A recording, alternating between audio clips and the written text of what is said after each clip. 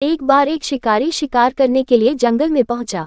उसने अपने तीर पर बहुत ही खतरनाक जहर लगाया और शिकार को निशाना बना करके उसने तीर को छोड़ा, लेकिन उसका तीर चूक गया और तीर एक पेड़ पर जा लगा। वह पेड़ बहुत ही हरा भरा और बहुत सारे तोते उस पेड़ पर रहते थे।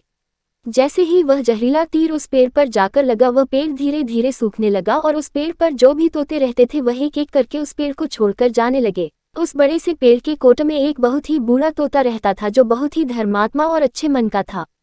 सभी तोते उस पेड़ को छोड़कर जाने लगे थे, लेकिन वह बूढ़ा तोता जाता था, दाना लेकर के आता और उसी कोट में आ करके बैठ जाता था, परंतु उस पेड़ को छोड़ने को तैयार नहीं था। बूढ़े तोते के साथियों ने कई बार आकर के उसे समझाया कि यह पेड़ सूख रहा है और किसी दिन गिर भी जाएगा, चलो किसी और पेड़ पर चल कर रहा जाए, परंतु वह बूढ़ा तोता वहां से जाने को तैयार नहीं हो रहा था।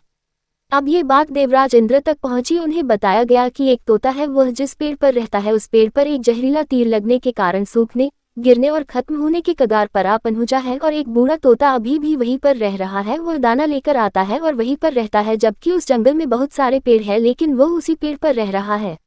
देवराज इंद्र प्रकट हुए और उस बूढ़े तोते से कहने लगे कि आप बहुत धर्मात्मा हैं, बहुत ही अच्छे मन के हैं, लेकिन आप इस पेड़ को छोड़कर किसी और पेड़ पर चले जाइए, क्योंकि यह पेड़ कुछ ही दिनों में गिर जाएगा।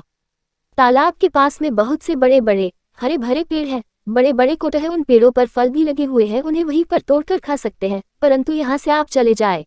तोता बोला, माफ कीजिएगा, इस पेड़ ने मुझे जीवन दिया है, शिकारियों से मेरी रक्षा की है, हर मौसम में मेरे साथ रहा है, ये कोट मेरा घर है, यहाँ मैं पला बड़ा हूँ, इस पेड़ को मैं छोड़कर कैसे जा सकता हूँ?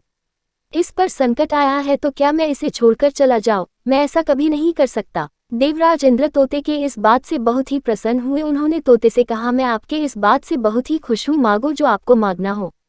उस बूढ़े तोते ने कहा, मुझे बस इतना मांगना है कि जिस पेड़ ने मुझे जन्म दिया, जहाँ मैं रहा पला बड़ा, जिसे आप मेरा जन्मभूमि कह सकते हो, आप इसे फिर से वैसा ही हरा भरा कर दो जैसा ये था। देवराज इंद्र ने अमृत से उस पेड़ को सिंच दिया और पहले की तरह हरा भरा कर दिया। अब वापस से उस पेड़ पर आकर के बाकी तोते रहने लगे। वह बूढ़ा तोता कुछ समय तक और जिंदा रहा, फिर उसकी मृत्यु हो गई और वह स्वर्ग में चला गया।